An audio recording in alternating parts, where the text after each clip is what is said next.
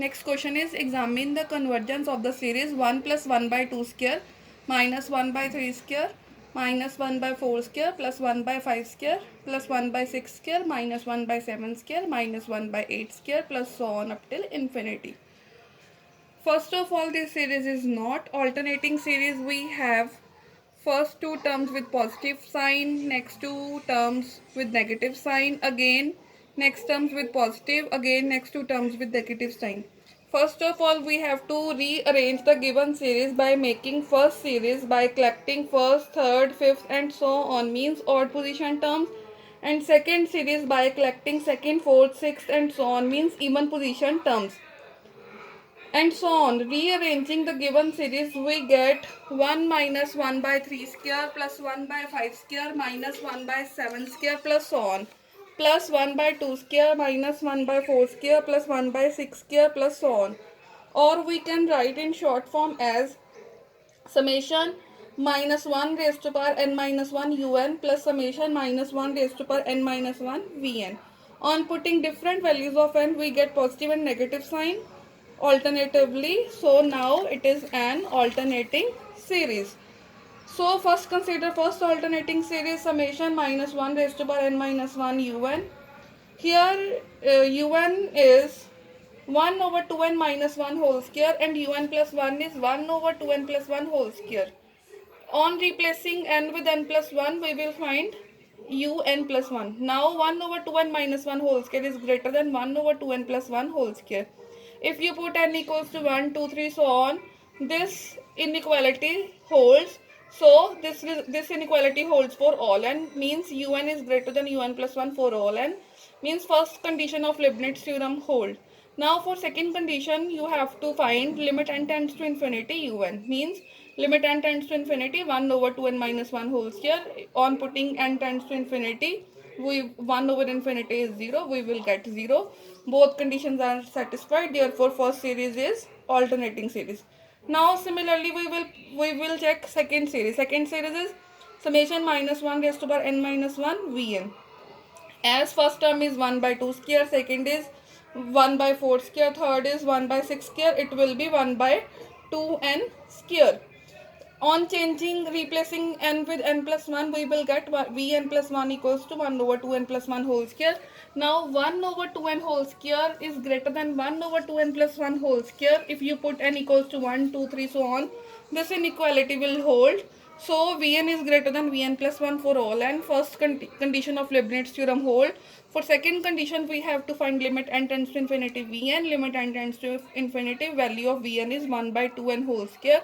1 over infinity is 0. Second condition also hold, means this series is also convergent. Sum of two convergent series is again convergent, therefore given series is convergent. Now let us see one more question. The series 1 by 3 minus 1 by 2 plus 1 by 9 minus 1 by 4 plus 1 by 27 minus 1 by 8 plus so on does not meet one of the condition of Leibniz test. Find which, also find the sum of the series. Means this series whether it meets the condition of Leibniz test or not. We have to find out if it does not meet any of the condition, then what condition is that, and also we have to find out the sum of the series. Solution: the given series is 1 by 3 minus 1 by 2 plus 1 by 9 minus 1 by 4 and so on. Actually we have to take pairs of two terms with positive and negative sign. First pair with two terms, second pair of third and fourth term, then next two terms, then next two terms, and so continuing. In this way we get nth term as 1 over 3 raised to power n minus 1 over 2 raised to power n.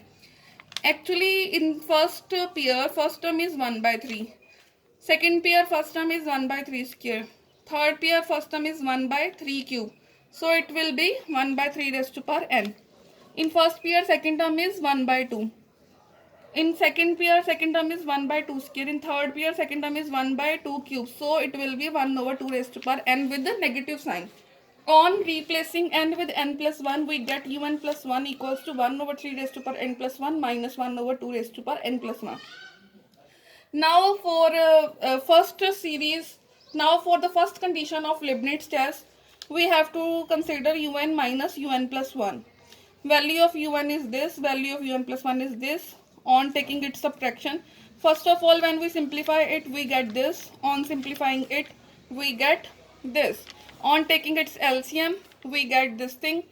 On putting n equals to 1, 2, 3, so on, we will get this thing. This thing is negative. So this is negative for all n. Therefore, un is less than un plus 1 for all n.